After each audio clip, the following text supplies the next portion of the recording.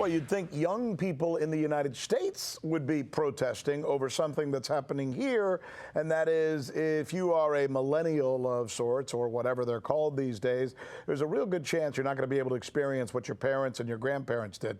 Buying a home when you're in your 20s, maybe newly married, that kind of thing.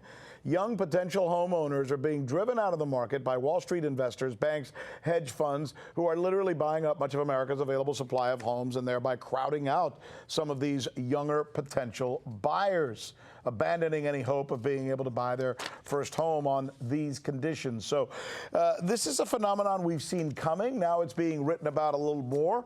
Some would even argue they're kind of catching up with someone like Jason Hartman, who's been talking about these trends. Joining us now, in fact, is the host of Creating Wealth podcast, who you can also see on his own YouTube channel. I do. And he is a millionaire investor, by the way, who has now started his own company. In fact, Jason, what is the nomenclature for your new company? Oh, empowered investor. And that's really what we're all about, Rick, is empowering investors to take control of their financial future by being direct investors. So, all right. So let me ask you about empowering then. Should the government step in and try to empower the system or empower young people? Or how do they empower themselves to try and compete with these forces, which are kind of making it very difficult for people to buy homes, because the prices are just beyond astronomical, right? You know, Rick, that is such a complex question, and let's peel back some of the layers of the onion. Okay. But the government, in its infinite wisdom, of course I'm being sarcastic, it seems like they're allocating resources to the wrong place, right? They give special assistance to first-time buyers or to buyers of any sort, and all that does is cause this crowding out phenomenon, which you alluded to earlier. And so, you know, why not give assistance to the suppliers, the builders, the developers? Now, I look at most of them are doing just fine financially, but what I really mean is, how about loosening up some of the building restrictions so we can grease the skids and allow the creators of inventory to create more housing inventory?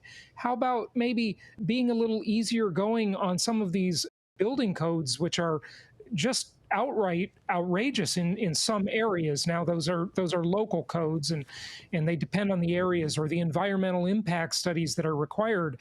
I mean, you know, yes, animals deserve a place to live, but heck, so do people.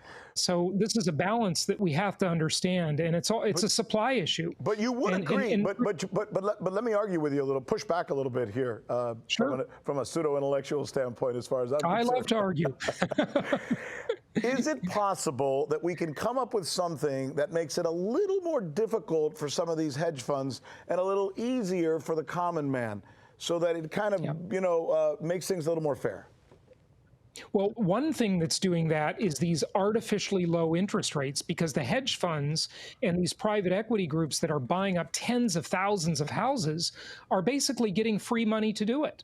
So how about raising the price of money a little bit so that they don't have an advantage over regular civilian buyers, right? Yeah. That would be a good start. That would be a place that where it could work. My God, we're out of time. I could, you know, I almost wish we could continue this, because there's a lot to learn, and especially from you. But we're going to have to put it off for another day. Jason, you're always one of my favorites. You're a good guy. Thanks for joining us, my friend.